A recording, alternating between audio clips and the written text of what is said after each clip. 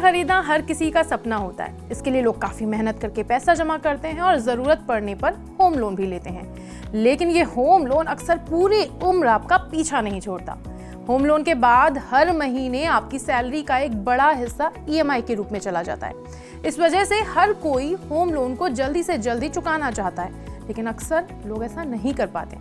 लेकिन अगर आप सही से प्लानिंग करेंगे तो होम लोन को भी आसानी से कुछ ही सालों में समाप्त कर सकते हैं। चलिए आपको बताते हैं कुछ ऐसे ही तरीके, और ये तरीके हम नहीं बता रहे बल्कि एक्सपर्ट्स भी इन्हें अपनाने की सलाह देते हैं। होम लोन कम कराने का सबसे पहला तरीका है रीफाइनेंसिंग का।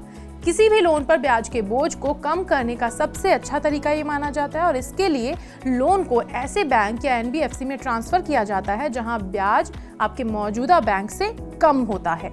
ऐसा करके जल्दी से आप अपना होम लोन भर सकते हैं। इसके अलावा आप फिक्स रेट होम लोन का चुनाव करके भी होम लोन के बोझ को कम कर सकते हैं। अगर आपका लोन फ्लोटिंग रेट पर होता है तो ब्याज दरें जैसे जैसे घटती बढ़ती हैं उसका असर आपके लोन पर पड़ता है। लेकिन जब आप फिक्स्ड रेट होम लोन का चुनाव करते हैं तो इन दरों का असर आप पर नहीं पड़ता।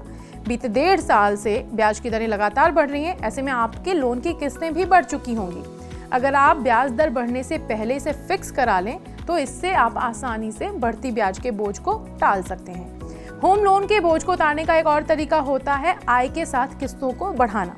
जी हाँ, हर इंसान की आय वक्त के साथ बढ़ती है। इसके कारण आय बढ़ने के साथ आप हर साल अपनी किस्त में कुछ इजाफा कर दें। इससे आपका मूलधन तेजी से कम होगा और ब्याज का जल्दी से भुगतान आप कर पाएंगे।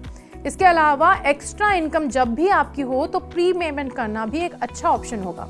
दिवाली या होली और इंक्रीमेंट के मौके पर कंपनियां अक्सर अपने एम्प्लॉइज को बोनस देती हैं। इसका इस्तेमाल आप होम लोन को भरने के लिए कर सकते हैं। इससे आपका मूलधन तेजी से कम होगा और आपका पैसा भी बचेगा। इसके अलावा कई बार किस्तें डिफॉल्ट करने पर लोगों को एक्स्ट्रा किस्त चुकानी पड़ती है, इसीलिए बेहतर होगा कि किस्तों को ऑटो पेमेंट करें। इससे आपका पैसा अपने आप कट जाएगा और आप डिफॉल्ट भी नहीं करेंगे। अच्छा, लोन को कम करने का आखिरी तरीका ये भी है कि आप कोई नया लोन ना लें। अक्सर देखा जाता है कि होम लोन लेने के बाद लोग अपनी ज़रूरतों को पूरा करने के लिए कार लोन और पर्सनल लोन जैसे लोन लेते हैं, लेकिन ऐसा करने पर डिफ़ॉल्ट कर जाते हैं या अपनी किस्तें टाइम पर नहीं जमा करते, और ऐसा करने पर उनको एक्स्ट्रा ईएमआई देनी पड़ती है, साथ के साथ कई बार जुर्माना भी देना पड़ता है। तो ये हैं कुछ तरीके जिनसे आप अपने होम लोन को जल्दी से जल्दी चुका सकते हैं।